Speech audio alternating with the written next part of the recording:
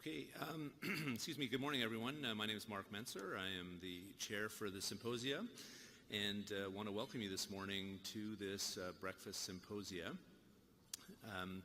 We have Dr. Lang and Dr. Monzon who's going to present to us about the newest oncologic emergencies. Great, so good morning everybody. Thanks for coming out this morning. My name is Eddie Lang. I'm the conference chair and the department head here in Calgary. And you're in for a treat this morning. I think we're going to have a great talk ready for you.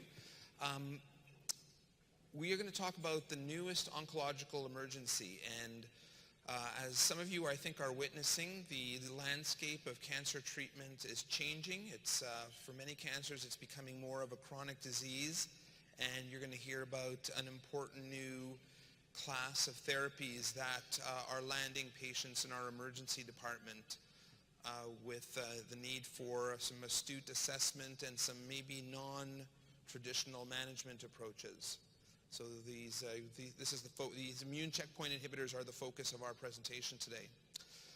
Got to do my disclosures. I do work with industry, and the companies that I work with are noted here: Novo Nordisk, Pfizer, and BMS Pfizer.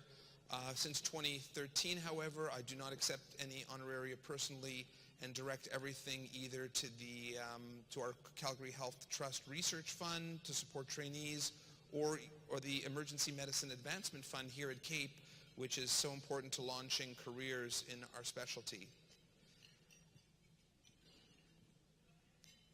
And that's more detail there, and we're going to mitigate the potential bias by, of course, going through the usual routine of vetting the slides through our scientific committee and getting accreditation and approval. So it's my pleasure to introduce to you Dr. Jose Monzon. He's an oncologist here in the city of Calgary. Dr. Monzon completed his postgraduate medical oncology residency training at UBC and translational fellowship at the Canadian Cancer Trials Group. Also has a PhD focusing on melanoma genetics at the U of T.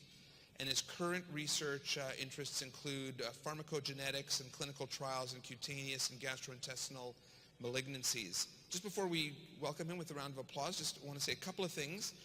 Dr. Monzon was kind enough to address our clinical group here in Calgary at Ground Round several months ago, and that was really, really well received. And lastly, we don't have a handout for you, but I was very lucky to work with a student to create a review article that Dr. Monzon helped us with as well.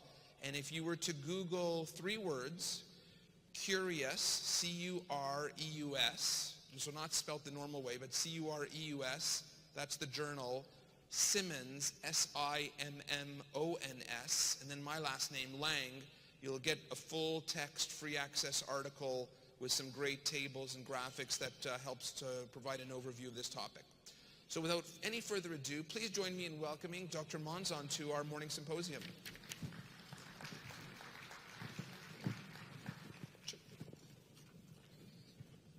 Thanks, Dr. Lang, for the nice introduction. And I'd like to thank the organizers for letting me speak on this very important topic, especially since things are evolving so quickly in cancer treatments.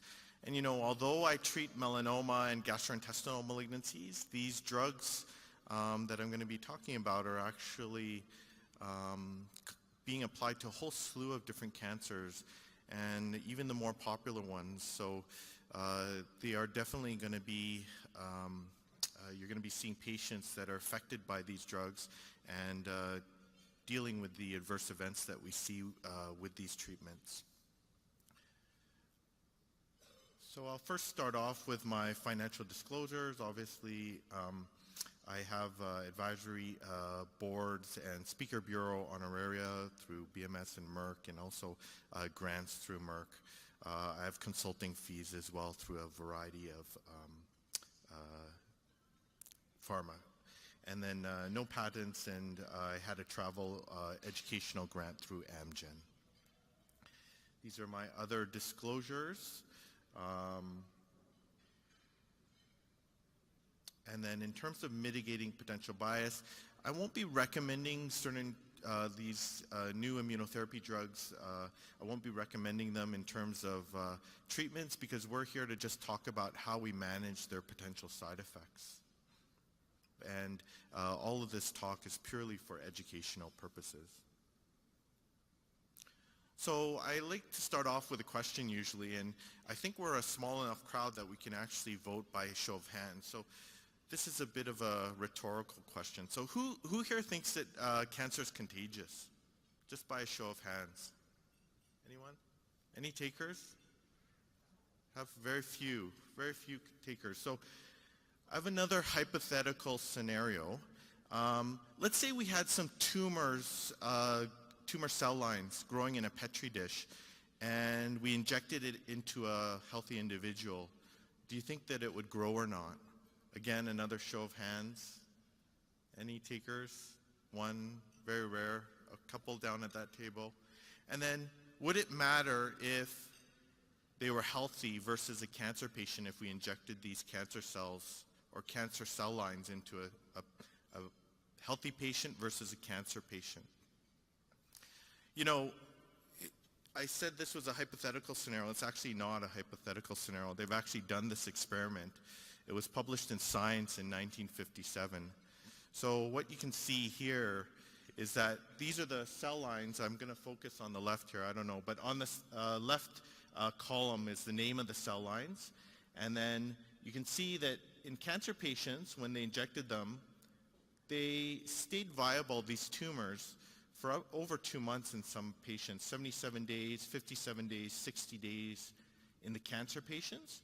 But then in these normal volunteers, they actually only lived a shorter period, no more than 2 weeks in some individuals.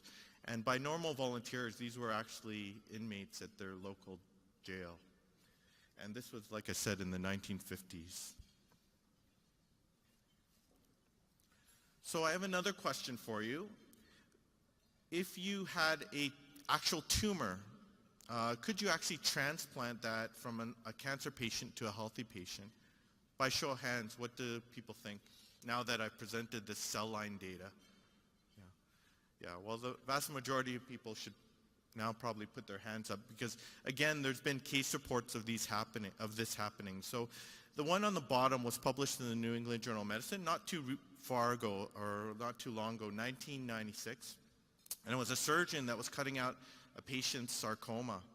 And unfortunately, while he was cutting this out, he nicked his hand and cut through the glove. And a few months later, he had a mass there that was growing, causing him pain and discomfort. And they essentially biopsied this mass. They tracked down the previous tumor, and they actually did genetic analysis, and it was identical to the previous tumor from this other patient. So you have a healthy host that unfortunately got this iatrogenic introduction of these cancer cells that were foreign to him, and the cancer cells actually grew.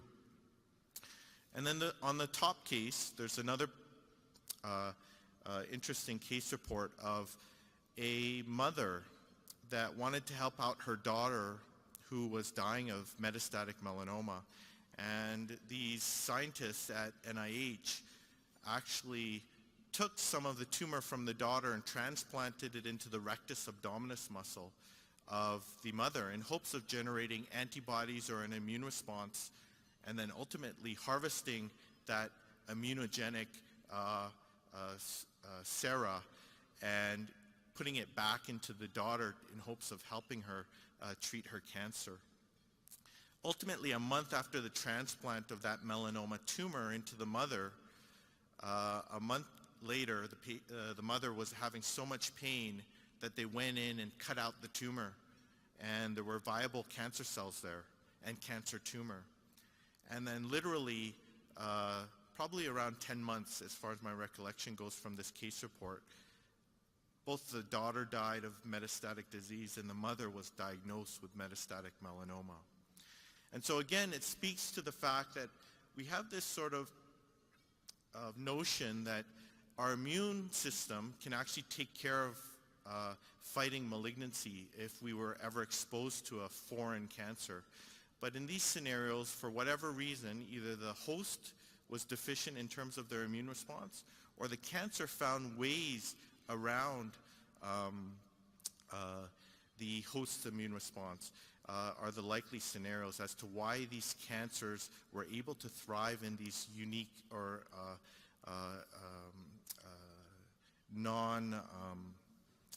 essentially different patients. So although I'm going to be specifically using melanoma as an example, as I said, these drugs are being applied to a whole slew of different cancer patients and also different cancer types. But I'm going to be using melanoma as an example, and I'm also going to be using melanoma as an example because I want to demonstrate to you the magnitude of benefit that we're seeing with these patients. So melanoma is an immune responsive cancer. We oftentimes see spontaneous regression, or not often, but we have case reports of patients where they develop spontaneous regressions, and we don't know, but we think that this is an immune phenomenon.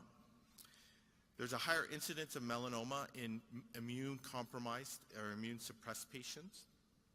When you excise a melanoma and cut into that tumor, you can actually see tumor-infiltrating lymphocytes, suggesting that the tumor is eliciting an immune response and that the immune system is acting towards that cancer.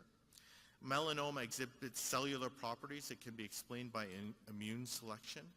And lastly, we've seen dramatic clinical responses that have been demonstrated with immunotherapies, and I'm going to be getting into that.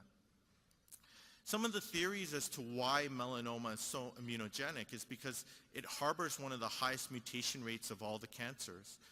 And we think that this is all UV, or in part UV and sun damage mediated. And when you have lots of mutations within your tumor, in the DNA or the instructions of your tumor, essentially that translates into proteins that can be seen as neoantigens or foreign antigens to your immune system, so your immune system can elicit a response to it. Now, in terms of demonstrating the magnitude of benefit that we're seeing with these immunotherapy drugs, I need to talk about the past treatments that we've used. So in the past, probably before 2012, the treatment for melanoma was dismal. The 1-year survival was only 1 in 4, so keep that in mind, 25.5%. And the 2-year survival was less than that. That was probably only about 5 to 10% at most. So this brings us to these immune therapy checkpoint inhibitors. I'm going to just quickly go over what this is, what this cartoon represents. But essentially on the left is that in the context of an anti-cancer immune response, you actually want your immune system to be turned on. Our bodies have normal mechanisms to turn off our immune system because in the context of chronic inflammation or energy, you actually don't want your immune system to be always on. And so sometimes the tumor hijacks these mechanisms to turn off our immune system so that our immune system doesn't act on the cancer. So on the left here, what you see is a T cell to be activated towards an antigen. It needs your MHC class molecule to present an antigen to the T cell receptor. It's sufficient to turn on your T cell, but it's not, it's necessary but not sufficient to turn on your T cell. You need another interaction. You need this B7 co-stimulatory molecule to interact with CD28. When you have these two things happen, your T cells are activated. Now the thing is that CTLA-4 is expressed on the T cell, and it competitively interacts with B7 and ultimately outcompetes CD28. And when CTLA-4 interacts with B7, it turns off your T cell. As I told you, you don't want your immune system to be turned off in the context of an anti-cancer response. And so drugs have been developed to bind to CTLA-4 and inhibit this stop mechanism on our T cells. Similarly, there's another mechanism that we use to turn off our immune system. is the expression of PD-L1 and its interaction with PD-1 on the T cell. So tumors themselves have hijacked this mechanism, and they express PD-L1 on its cell surface and ultimately interact with the PD-1 receptor, turning off our T cells. Again, we don't want to turn off our T cells in the context of an anti-cancer response, and so drugs have been developed to not only bind the PD-L1 ligand, but then also the receptor. So there's drugs that have been developed, these antibodies that I represent in the bottom right-hand corner here, have been developed to both the receptor and the ligand. And I'm going to talk about these drugs now.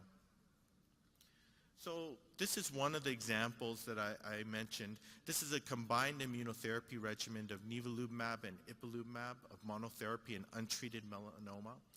And you'll notice a lot of these immunotherapy trials have been published in the New England Journal of Medicine. Again, it speaks to the magnitude of benefit and improvement we've been seeing in cancer treatments. But this demonstrates the magnitude. So first-line nivolumab and ipilimumab improved overall survival versus ipilimumab. So each of these lines represent treatment, and these are the survival curves. I got a laser here. But essentially the bottom line is single-agent ipilimumab, the previous standard, and then the middle line is nivolumab, which is one of the experimental arms, and then the nivolumab-ipilimumab combination was the top line in terms of survival. And so nivolumab and ipilimumab and nivolumab alone were superior to ipilimumab by itself in terms of survival. Unfortunately, we don't have the data in terms of whether the combination treatment of nivo and ipi were superior to nivo alone, but it was definitely superior to the ipilimumab. And then in terms of this magnitude of benefit that I wanted to demonstrate to everyone is that the 3-year overall survival in the combination arm was approaching 60%. And as I told you, previously to 2012, the 1-year survival was 25%. So that's a huge magnitude of benefit for our stage 4 melanoma patients. Now, the other thing is that I want to point out is the plateau in these survival curves. Now, a lot of these treatments were only given for no more than 2 years. So once you elicit an immune response and your immune system is acting towards the cancer, some of these patients have durable responses off of treatment. And although I'm not showing this data, it all started with this drug called ipilimumab. We have data out 10 years where people are alive. The same proportion of people that are alive at 3 years are alive at 10 years. Are we going to see the same plateau in the ipilimumab and nivolumab combination or the nivolumab alone arm in terms of durable responses at 10 years? I certainly hope so. Some people are even throwing out the cure word for stage 4 melanoma, which is unheard of. But it's very exciting times, especially for melanoma and for cancer treaters in general. So what does this mean? You know, melanoma is fairly rare cancer, but as I told you in the New England Journal of Medicine, these were all published last year. But just recently in 2018, there's been new indications for immunotherapy in lung cancer, which is one of the third most common cancers, and then also in renal cell carcinoma. And so it again tells you how broadly applicable these treatments are going to become. And this immunotherapy spectrum of activity essentially shows you how many different cancer types these immunotherapies are going to be applied to. And not only that is that we're testing these in the metastatic setting, but oftentimes in the adjuvant and neoadjuvant setting, these drugs are going to be coming. So again, it's important for us to all understand their mechanism of action and how to deal with the potential side effects associated with them. So here are some of the unique characteristics associated with immunotherapy. So first is what I've already mentioned, is that the responses can be durable. And again, I'm using melanoma as an example because this is my field. So each of these, this is what we call a swimmer's plot. Each of these bars represent a patient. And it basically has on the x-axis time. And so what you can see here is that these red dots represent the time of first response.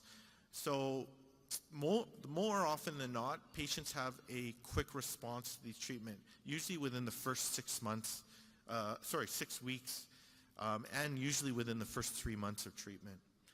The other thing I wanted to point out is that, and I'm not sure whether you can see this or not, is that some patients actually stop treatment. That's what these yellow bars mean.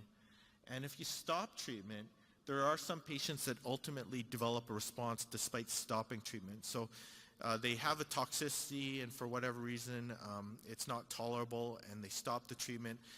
The drugs are usually in people's system, and we think for months at a time, and potentially you can still develop a response off treatment. Not only that, is that some of these patients can have delayed responses depicted by the arrows, the red dots farther along. And then lastly, these yellow arrows at the end of each of these lines represent patients that have an ongoing response to treatment. And so you can see that the responses can be quite durable. Not only that, is that people that develop a complete response, and this is what I mean by the magnitude of benefit being remarkable. You know, people that develop a complete response, and the definition of that is essentially that they have so much shrinkage of the disease that it's no longer visible on a scan, essentially. So if you are one of these lucky people that develop a complete response, your chance of living 3 years is almost 97%. So again, it tells us how robust an immune response to cancer can be and how practice-changing these drugs are. Now, this is an interesting characteristic of immunotherapy. You can get unique response kinetics, and what I mean by that is you can get either pseudoprogression, and I also talked about late responses. But this is what we call a spider plot, and again, each of these lines represent a patient's response to treatment. If the line goes above the 0 mark, it means that their cancer is growing, but then if it drops below the 0 mark, it means their cancers are shrinking. And the one person or patient that I want people to focus on is this one that essentially goes up initially. Let's try this one. There we go. This one that goes up initially and then subsequently shrinks. Same thing on this side. I'll show people on this side is that when you see this go up above 0 and then it drops subsequently, essentially that means that people's tumors are growing, or at least it looks like that on the scan, and then subsequently shrinking. And I'm going to give an example of that as well in terms of a clinical example. So here's a patient that we treated with ipilimumab, which is a CTLA-4 inhibitor. And essentially they got treatment at screening. By week 12, the disease looked like it was growing and out of control. So, and this was demonstrated on the CT scan. Now in a classical chemotherapy, not immunotherapy, but a chemotherapy clinical trial, or in general, we would stop treatment and abandon treatment, and if we had an alternative treatment, we'd try and switch patients to a different treatment. But interestingly enough, this patient had no other alternatives, but because it was deemed that he had progression of his disease, they stopped all treatment and he was sent to the palliative ward. Subsequently, at week 16, it demonstrated that he was responding to treatment. And then by week 96, he had developed a complete response to treatment. And so again, it tells us that one, pseudoprogression is a possibility, and that potentially we shouldn't hold the treatment, and it can sometimes be difficult to determine how long to keep patients on treatment. But at the same time, you know, again, it speaks to how powerful our immune system can be acting on these cancers. So now this brings us to the most relevant part for you guys, the emergency physicians and emergency department team in regards to dealing with these immune-related adverse events. It requires vigilance and early recognition and early intervention. And also, I can't stress enough, a multidisciplinary team to deal with. So in regards to immune-related adverse events with checkpoint inhibition, In terms of the class of agents, CTLA-4 inhibition or PD-1, PD-L1 inhibition, you can see that as a class of drugs, PD-1 inhibitors are typically better, PD-1 and PD-L1 inhibitors are typically better tolerated compared to CTLA-4 inhibitors. The other thing I want to just point out is that grade 3-4 toxicity listed here is quite rare as single agents with PD-L1 or PD-1 inhibition. These are very well tolerated drugs, and by the way, grade 3-4 toxicity is the level of toxicity that can potentially hospitalize a patient or requires hospital intervention such as intravenous fluids or supports. And so you can see that the grade 3-4 toxicity for these agents are quite low. Now, with ipilimumab, it is slightly higher, but still reasonably well tolerated. Now, when you get into the combination immunotherapy drugs like ipilimumab and nivolumab, although I don't have a slide on that, definitely the grade 3-4 toxicity increases. The grade 3-4 toxicity in general for ipilimumab and nivolumab approaches 60%. So it is quite a bit higher. And as I said, there's more coming indications for combination immunotherapy. So again, you're going to be seeing more and more patients in your emergency departments in regards to these adverse events. And you can see that there's a variety of adverse events: rash, pruritus, diarrhea, fatigue, pneumonitis, headaches, asthenia, dyspnea, etc. And again, the ones for you guys in terms of what you may see are the skin toxicities, the colitis, the hepatitis. We do see irreversible endocrinopathies, and I'm going to get into some of these cases. There's very rare neurotoxicities. There's, for instance, reports of myasthenia gravis associated with this, and then also other neurological disorders. Pneumonitis, we've also seen go to the emergency department, and then nephrotoxicity. And so it's important to be vigilant whenever we're screening our patients in clinic. We're always asking about the symptoms and trying to discern whether it represents disease progression or alternatively side effects associated with these drugs. And so it's very important to realize that you can essentially get any autoimmune disease associated with these drugs. Some are more common and others are more rare, obviously. So here's my first case. This is a 43-year-old woman with a history of cutaneous melanoma, resected 5 years previously, and then presented with metastases to the bladder, urethra, lungs, perinephric mass, and she received a PD-1 inhibitor in August of 2012. She got it for the first 3 weeks. She actually had enlarged, the tumor of her urethra enlarged by 2 centimeters, making it difficult to void. And her renal function was stable, and her performance status was good by week 8. And then essentially by week 10, she saw a decrease in her urethral lesion, and a scan showed that she demonstrated almost a complete response. Now, we continued treatment for another 11 months, and then she was followed by our pharmacy team, and then for routine toxicity, and we routinely do this. We sort of give our patients the riot act in terms of what can potentially happen so that they know when to report certain symptoms so we can act on them quickly. And then by July of 2013, just under a year later, she developed a CT scan showing infiltrates and ground glass, and she was having a productive or non-productive cough and associated shortness of breath demonstrated by these scans.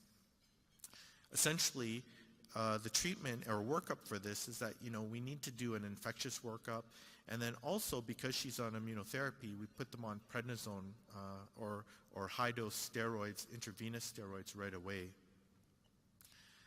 And then on a long tapering course, it usually requires at least a minimum 6-week course of tapering of steroids, and eventually these infiltrates improved.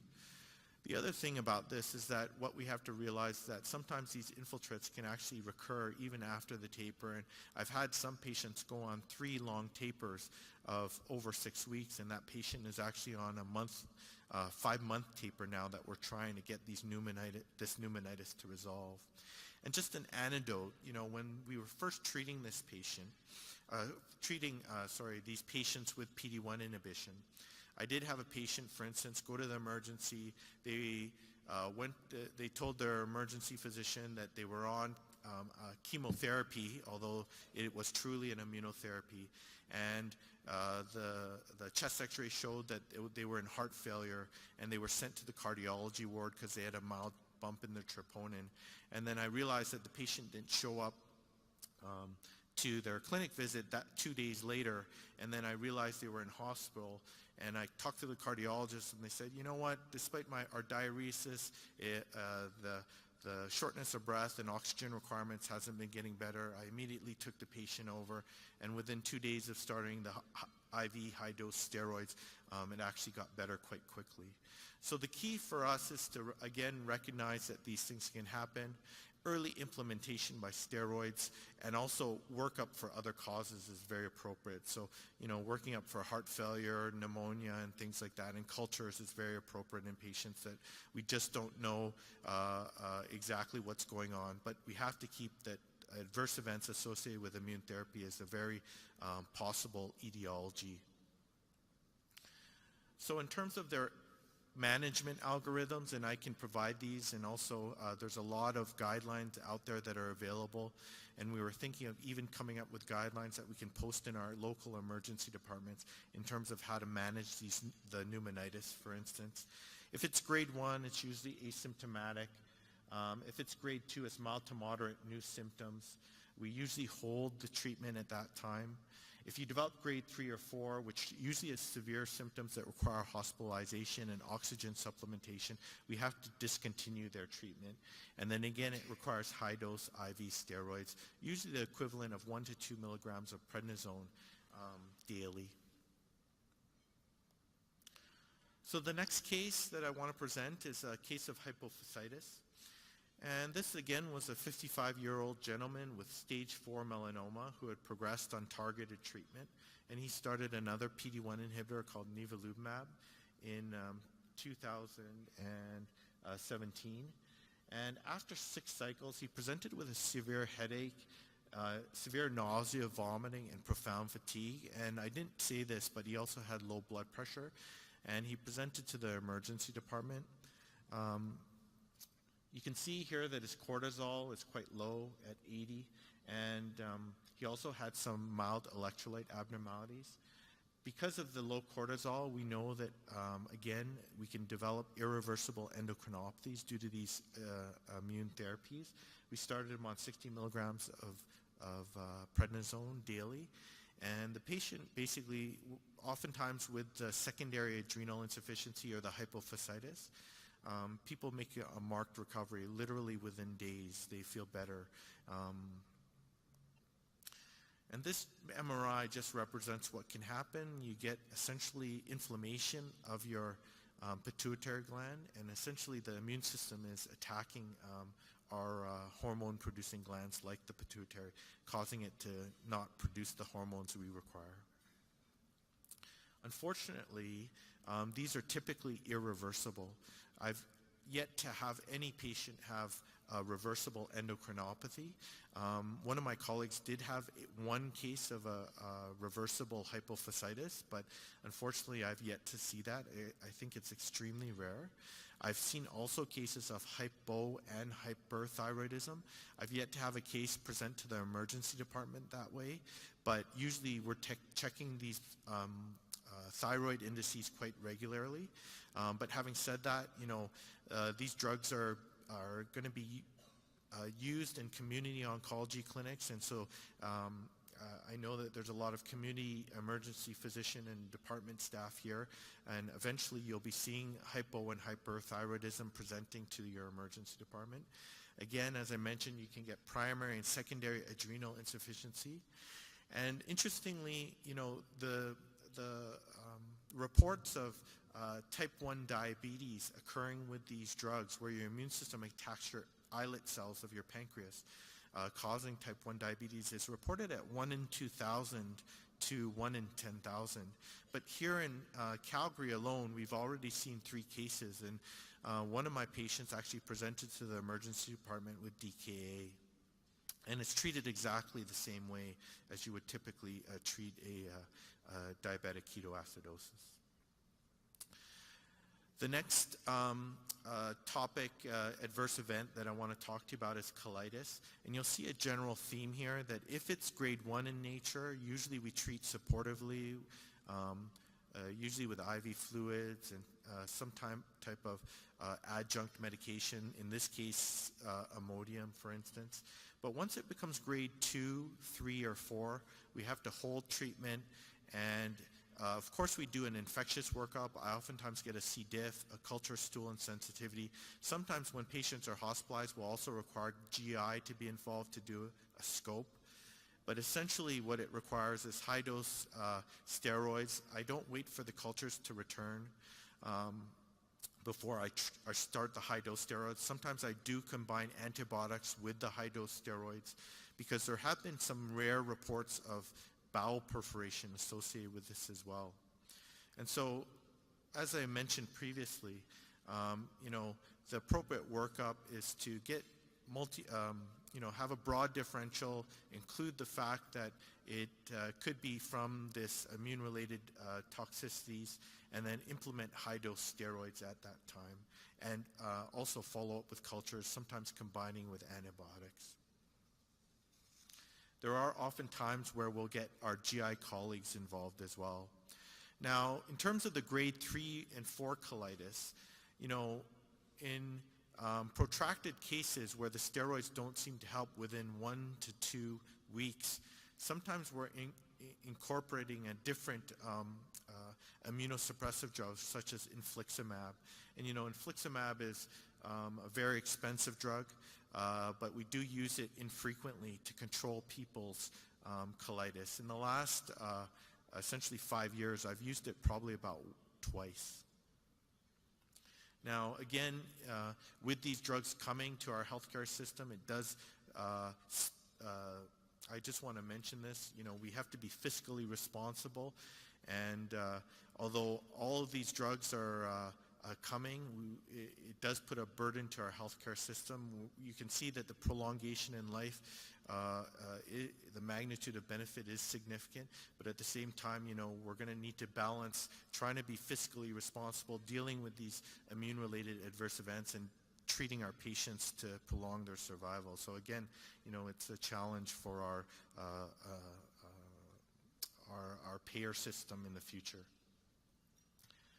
Now, in terms of dermatological toxicities associated with immune checkpoint, you can get rash, pruritus, hypopigmentation, and vitiligo. The more rare ones that, again, that you guys might see, again, Stevens-Johnson syndrome, you might get someone with a bullous skin disorder, but these are quite rare, but, can happen, so it's just important to be aware about them. Vitiligo, interestingly, is a predictor of response. Vitiligo is what Michael Jackson said that he suffered from. Essentially, it's autoimmune disease where your immune system attacks the melanocytes. And so, interestingly enough, patients that do develop vitiligo are more likely to respond to immunotherapy in the context of melanoma, because melanoma is derived from the melanocytes. So, just to summarize, the keys to managing immune-related adverse events. Most immune-associated adverse events are manageable as long as they're recognized early, and treatment with high-dose corticosteroids is crucial. Typically for grade 3 or 4 or recurrent immune-related adverse events, a slow taper of corticosteroids over 4 weeks is required.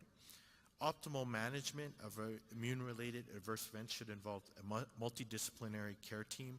So a lot of our gastrointestinal and rheumatological colleagues that are seeing some of the other adverse events are very interested in these. And again, I'm very pleased to present this information to the emergency department physicians so that you guys know how to manage the potential side effects. We should remain vigilant throughout and after treatment, and it's important to educate and encourage our patients to also monitor and report the symptoms of these immune-related adverse events as well. Now, the last slide is very complicated in terms of what it represents, but I just want to quickly go over it. Essentially, what I'm trying to denote here is that there's a lot of things that turn on and turn off our immune system. And there's a lot of pharmaceutical companies out there developing drugs to potentially enhance the anti-cancer immune response. And so these drugs are a part of our future now, and likely they're going to be combined with other checkpoint inhibitors, again, to improve our anti-cancer immune response. And so our knowledge of these pathways is very important, not only in terms of improving the care for our patients, but also improving how we manage these adverse events. And that's the end.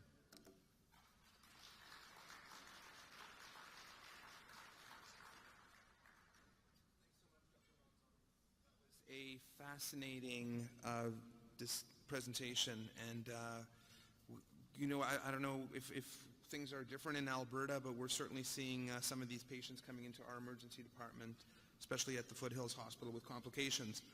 So do we have any questions? Yes. And I don't know if there's a floating mic, because the acoustics are a little bit challenging in here.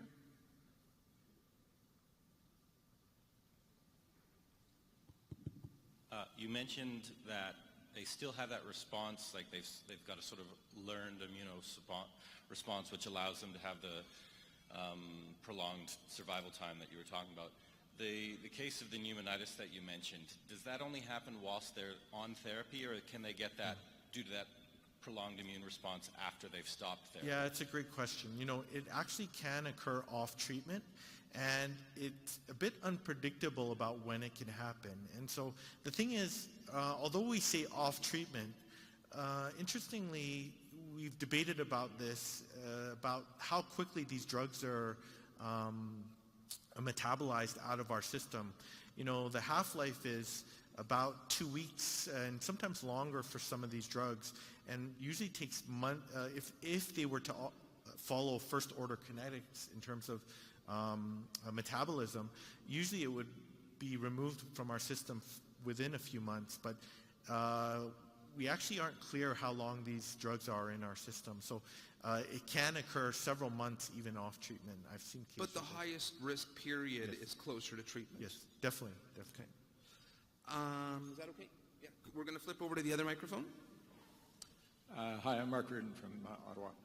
I just wanted to ask, with these dermatitis, they're really, really late onset. And are there any distinguishing features that are going to tell me that this is an immune adverse reaction type thing? Unfortunately not, no. You know, we've biopsied some of our rashes that we see, and they essentially look like the typical diagnoses, that there's nothing new about them or different about them. You know, so I don't really going to know. Yes. If it's just he's got a regular, just some sort of, you know, eruption of some sort, and yes. It might be anything. It could be an allergic reaction or something like that. Correct, yeah. You know, unfortunately there isn't, and all I can really say is, oftentimes when I get called about a patient with rash, one of the first things I ask is, oh, you know, are you having any mouth wounds or sores in your mouth? I'm always worried about that. I have yet to see the Stephen Johnson that's reported in the literature, but I always ask about that. You know, also I ask whether there's any blistering or sloughing of the skin in any of the rash areas. Again, you know, because I deal with some of these patients over the phone, and it can be very difficult. You're absolutely right. But I think your thinking is correct in the sense that, yes, we should have a very broad differential, but if they're on immunotherapy, we should also make sure that we have an adverse event associated with immunotherapy at the top of our differential, because usually the rash, it does get better with just some topical steroids that we use.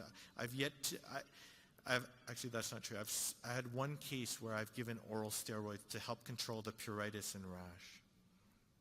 I guess if they have have a previous history of psoriasis or some of Yes. these other things, then that would certainly make you think Yes. that way as well too. Yeah. Yeah, Thank you. you're welcome. And I think Dr. Charnet was standing up longer. Go ahead. My name is Marco Charnet. I'm from Montreal. You mentioned fiscal responsibility. Can you give us an idea of the price tag for those new toys? Yeah, so I'm not privy to the actual price, but I know for the PD-1 inhibitors, for a year's worth of treatment, I suspect it's over $100,000. So you're absolutely right. It's extremely costly. In my mind, I do think that they're worth it in terms of what I've seen for my patients. As I told you, I have patients now that are actually, the longest patient I have out now is 4 years. She was treated with 2 years with the ipilimumab and nivolumab combination. She got the full 2 years worth, and she was extremely young, and she's now been out 2 years off treatment without any signs of her cancer active. You know, as I told you, we're throwing the cure word out, and we never do that for stage 4 melanoma. Now, in terms of the magnitude of benefit for other cancers, it has been slightly less or less impressive compared to melanoma, but we're identifying unique subsets where, you know, we are seeing durable responses as well. And, you know, I think it will be very difficult to discern, you know, that's why we're always about targeted treatments in regards to which patient population should we be treating, and trying to choose who are the more likely people to respond and who are the people that are unlikely to respond. And you know, we're always looking for predictors that way so we can personalize their treatment and hopefully reduce how much waste in terms of the drugs we use. So just to follow up that, Dr. Monzon, we usually use roughly $50,000 a year for as a quality perspective to justify dialysis. We do dialysis. Has there been a neutral government-sponsored health technology assessment to say whether these are cost-effective? Absolutely. These drugs go through rigorous review, not only at the provincial level, but at the national level. And oftentimes there are quality of life and also life assessments in terms of their financial assessment. So they're not approved at a sort of center-based basis. This is a national approval. So, Another question over here. now just one, before I get to that, one last thing about this, and another important aspect of cost is the duration of treatment. So we don't know what's the optimal duration of treatment. Oftentimes these trials looked at patients that were treated for a year versus 2 years worth of treatment. But for instance, people that develop a complete response, I just showed you data to suggest that if you develop a complete response to treatment, your 3-year survival is approaching almost 96, 97%. So should we stop treatment in those that develop a complete response? And I've seen complete responses in people that have received only 3 months worth of treatment. We don't know what's the optimal duration, but there are studies looking at the duration of treatment so that we can minimize costs as well. Great. Sorry. Over here. That's okay. I wanted to know, with diabetes, do you recommend corticosteroids as well? Yeah, so that's a good question. You know, one, we don't give steroids for the diabetes, in part because that can cause maybe the sugars to flare and be more difficult to manage. Having said that, I don't know what the answer is in regards to if we were to start steroids in a patient that developed the type 1 diabetes, would it be possibly reversible? And what I mean by that is because the immune system is attacking the pancreas, obviously causing the diabetes to develop. And by starting steroids and calming that immune response or immune adverse event, is it more likely that there will be recovery of the pancreatic islet cells? I don't have that answer. But for all the other ones, for instance, colitis, the pneumonitis, definitely steroids are warranted. Actually, for most things, if you're seeing them, more than likely steroids are warranted, other than for the diabetes.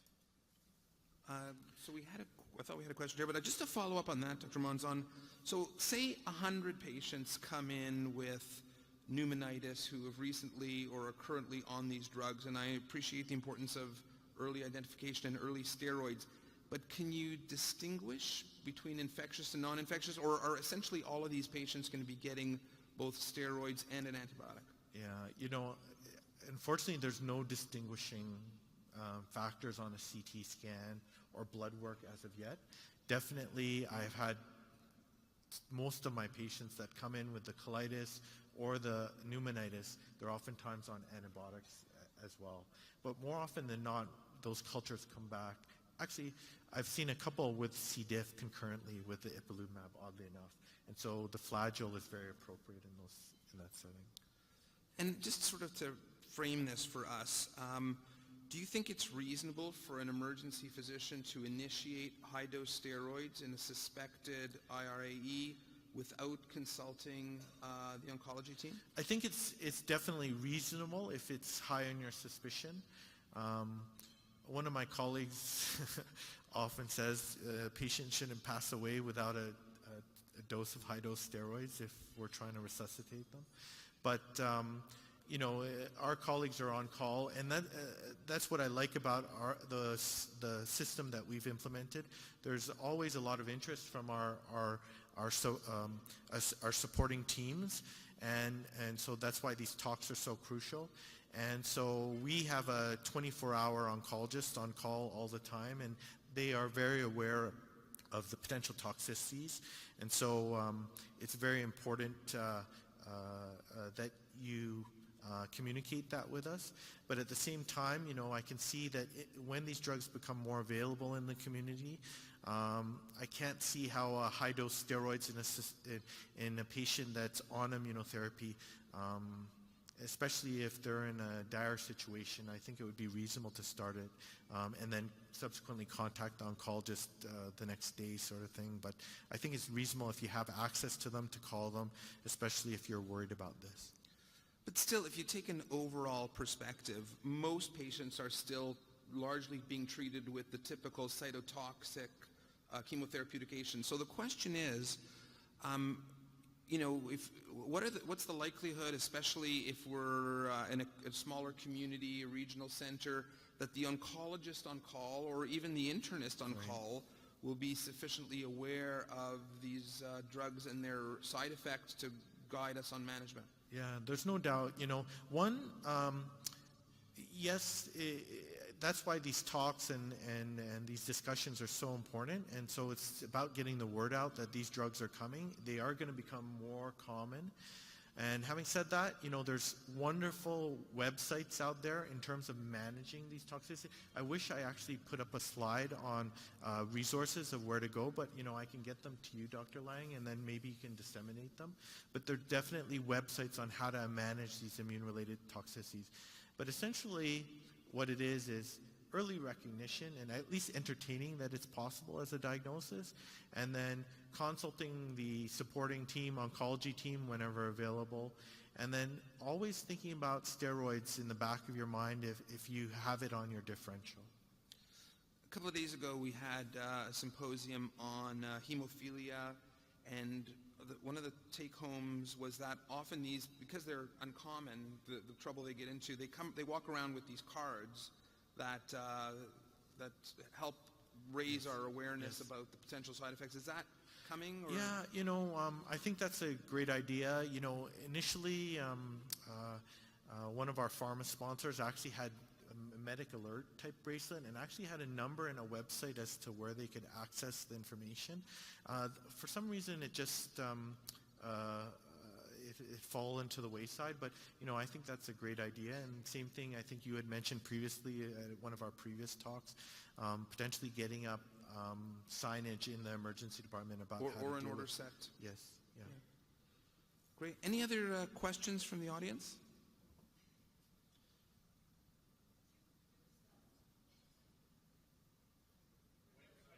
For the handout? Okay, so what you'd have to do is you have to Google 3 words. The name of the journal is Cureus, C-U-R-E-U-S, so not the typical spelling of curious. And the two last names to throw in there are Simmons, as in Brett Simmons from the Rocky View. It's his son, Simmons, and then throw in my last name, Lang. If you put those three terms in Google, then your first hit is the full text access to that paper, and Brett created some really nice tables to help summarize the treatment and the features of some of these immune-related adverse events. Is that okay with everybody? Good. Well, this has been a fascinating discussion, and it's great to have a presentation really that's focusing on practical management of complications that we might see in the emergency department. I'd like to thank you, Dr. Monzon, for coming and being with us today. Yeah, thank you, everyone.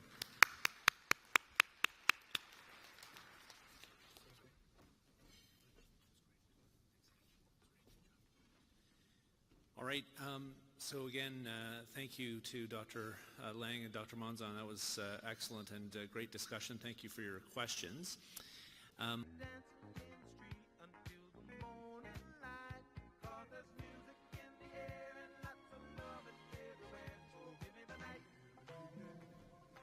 Just one last thing. If it's also a really good time between now and the start of the plenary to just wander out and see some of the great posters that are being put up for today. So just a thought.